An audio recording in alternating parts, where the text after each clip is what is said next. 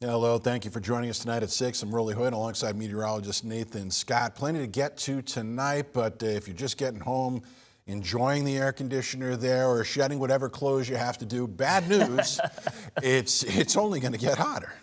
Yeah, we got to 103 officially at Little Rock Airport, so that's the highest temperature we've seen so far this summer season.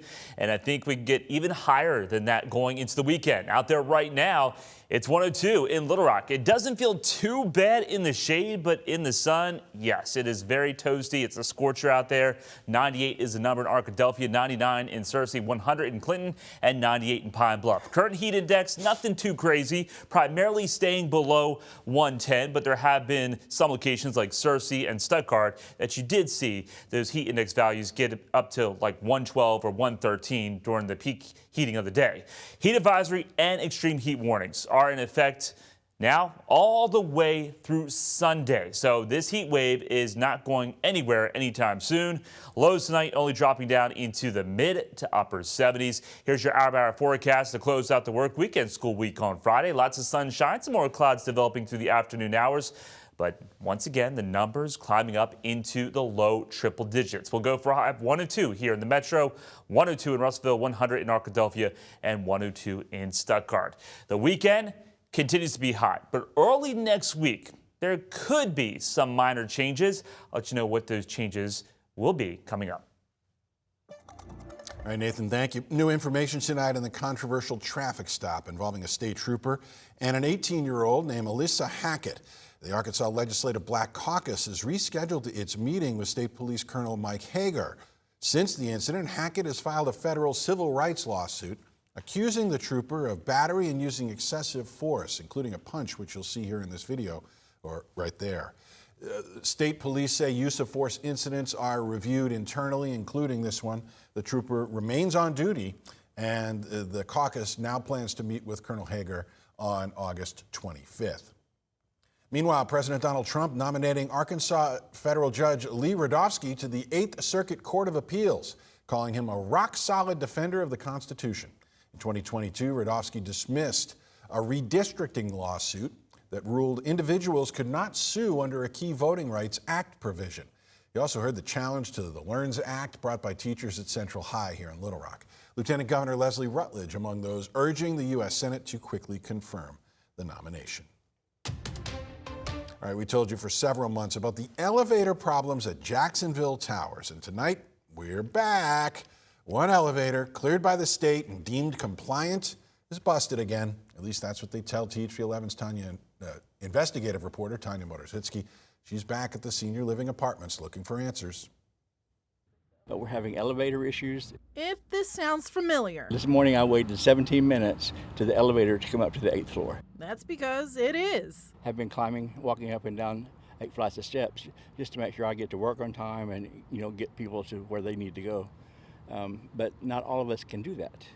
A lot of people are on walkers, wheelchairs, walking sticks, and it's hard for them to do, and we shouldn't have to do that. Since March, residents at Jacksonville Towers say they've been dealing with the same old elevator issues.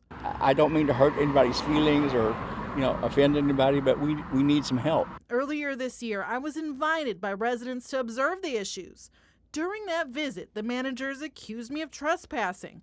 When we returned today, the manager of the building across the street, owned by the same company, drove by during our interview, honked their horn, and then appeared to watch us from the door. It would be easier if we had a management team that knew how we felt. The Towers has 2 elevators, and in May, we told you that the State Department of Labor and Licensing issued the elevators non-compliant and had 60 days to fix them, or the Towers ran the risk of daily fines. Then late last month, the state said 1 elevator remains broken and is waiting to be replaced, but the 2nd elevator is fixed, bringing the Towers in compliance. However, Paul Michael Ferguson, who has lived at the Towers for a decade, says since Saturday, the lone working elevator has broken down twice. It was out for 5 hours.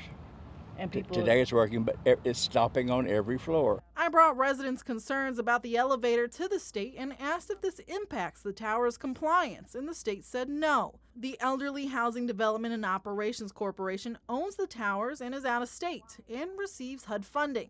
Ferguson says he hopes they step in to help. I love living here. I've lived here for a long time. My parents lived here.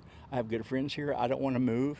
I'm perfectly content, but we need things fixed to make it easier to live here. In Jacksonville, Tanya Motorzitsky, THV 11 News.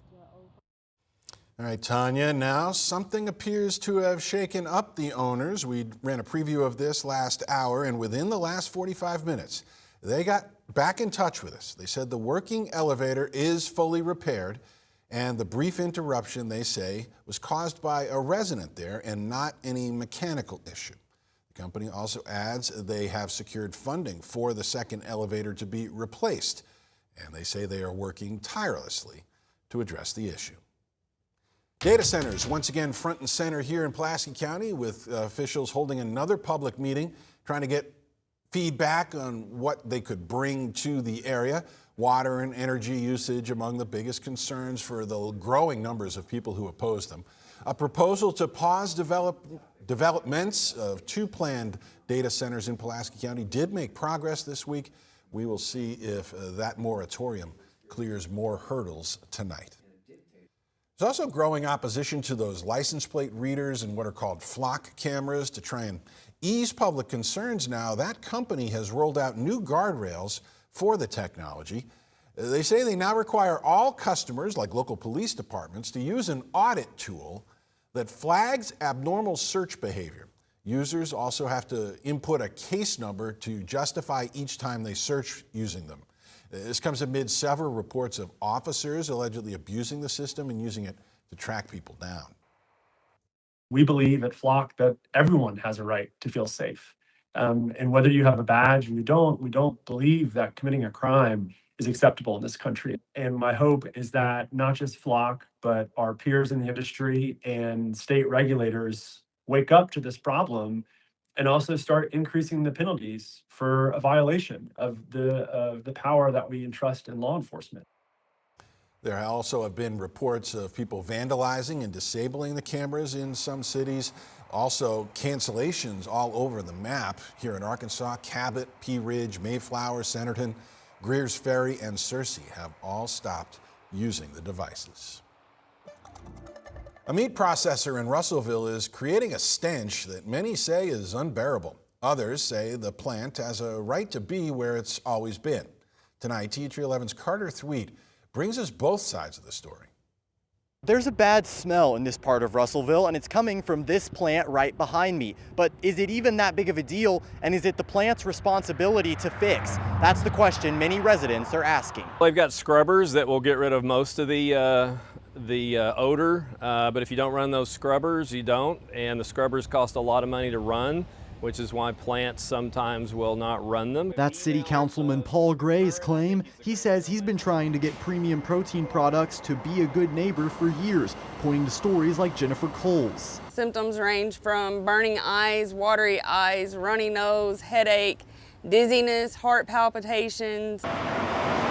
Cole works at a nearby business and says the fumes trigger her mast cell activation syndrome, leading to all those symptoms multiple times a week. I can't ask my employer to move. I mean, I could switch jobs, absolutely, but I really love what I do, and that's not fair to me, I don't think. Standing right here with the plant behind me, I can definitely smell it. It wasn't quite as bad at Atwood's Ranch and Home, a half-mile away, but an employee there tells me it depends on the day. It can be pretty bad sometimes, like especially in the evening, if the wind's blowing right. I couldn't really imagine living around here, living anywhere close to here. We couldn't interview anyone at the plant as the general manager was gone, but an employee told us off camera that lots of people rely on the plant for jobs, and it's not their fault the city has expanded. Some online have expressed similar views, others like Gray disagree. We have to change speed limits when parts of the city grow. We have to do lots of things that when the city grows and changes, and PPP, the technology is out there. In Russellville, Carter Thweet,